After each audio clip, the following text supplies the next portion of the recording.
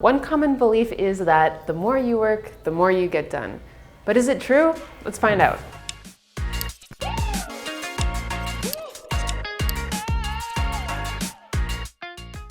So this video is about myth busting. Is it true or is it not? Today we're going to be diving into overtime. We're going to be looking into the theory of how overtime impacts productivity. And not only the theory, but also the practice. So what the science says, but also how it affects us human bodies. So let's dig into the theory. This is what it looks like on paper. Our first study comes from the US Department of Health and Services. They took a look at people who work more than 40 hours a week on average. What they found was that all of these people who worked overtime had negative effects in their physical, mental, emotional, and social aspects of life. It increased your chances of heart disease by 60%. You're 3 times more likely to have relationship problems. There was much lower productivity and so many more.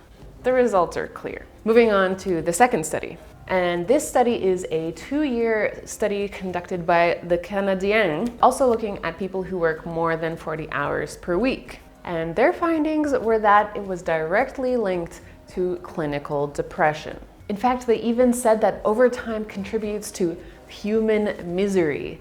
Now, if that doesn't sound terrible enough, then the details of the study get even worse. What they found was that for all of the time that you spend supposedly trying to be more productive by working overtime, you actually end up being more sick and having to take more sick days because of this overtime-induced depression that you're facing. The result here is you're better off not working overtime in the first place to be more productive in the long run. This goes hand in hand with our next study by Kansas State University, and they found that the best antidote to overwork is, well, stopping working.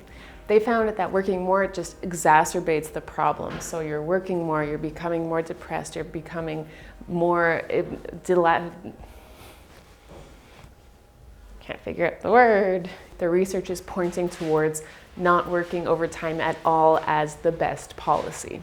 So now that we've taken a look at these 3 bits of research, the general conclusion here is that overtime is a no-go. But how about in practice? What does this look like in the real world? We're actually in the perfect position to see how people perform in the real world when they're working overtime. By using Desktime software, which is used by over 300,000 people, we were able to pull their productivity statistics, all anonymously, of course, and see actually what happens to them after the end of their 8-hour workday. The results were pretty surprising. We found that for every additional hour of overtime, people's productivity fell on average by 19%. That's massive. It's so clear that this is definitely not a route that anyone should be taking.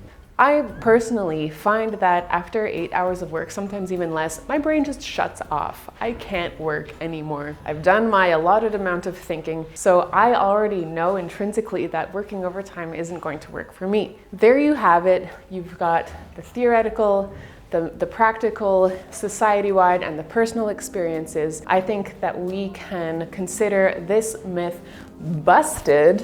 And if you have any other productivity misconceptions that you would like us to take a look at, comment them below.